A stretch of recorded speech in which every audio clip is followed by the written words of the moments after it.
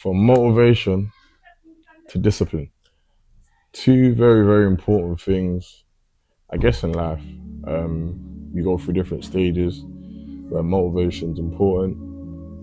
You go through different stages where discipline's important. But I'm here to kind of help the ones that are stuck or finding it hard to be disciplined.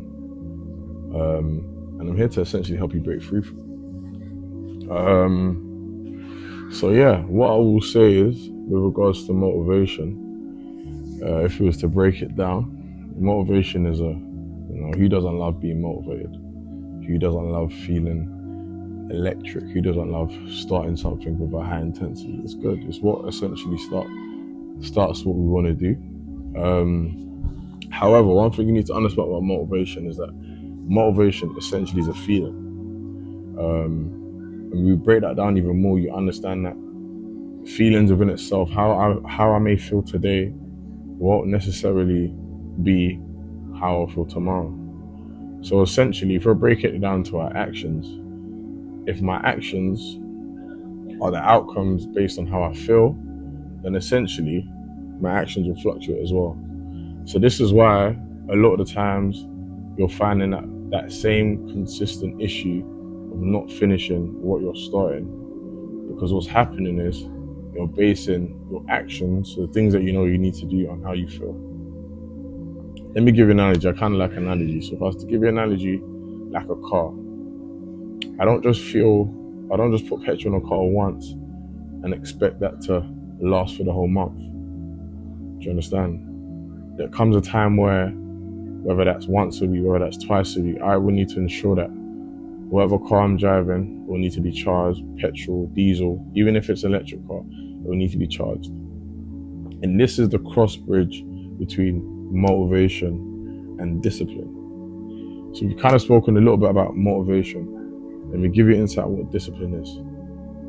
One thing I want to say is that discipline is as hard as you make it. One thing I've said to myself is that I would rather discipline myself, which is self-discipline, than be disciplined by someone else, because that's how you have to kind of look at it. Whether if you don't discipline yourself, someone else will fall into that place to discipline you. Discipline is what really, really, really, really gets us to that finish line. We look at the likes of Ronaldo, we look at the likes of Messi, we look at the likes of, Michael Jordan, we look at the likes of so many great people, so many champions, I would say, in sport. It's not just because they have the feeling of wanting to be the best, but they have the discipline that allows them to be the best. You've probably watched so many motivational videos consecutively, whether that's Eric Thomas, David Goggins, Inky Johnson, or even probably myself, and you're still stuck in this cycle of not finishing what you started. And I'm not here to condemn you, I'm not here to judge you. I've been in your shoes before. I've been someone who's not finished what they've started, essentially what I'm trying to say. And I want to help you come to the place where you're disciplined, where you're finishing that very, very thing that you started. So this is why I build a community of champ work, to help individuals like yourself and myself to become champions of everything that we do. We stand on pillars of consistency and discipline through accountability.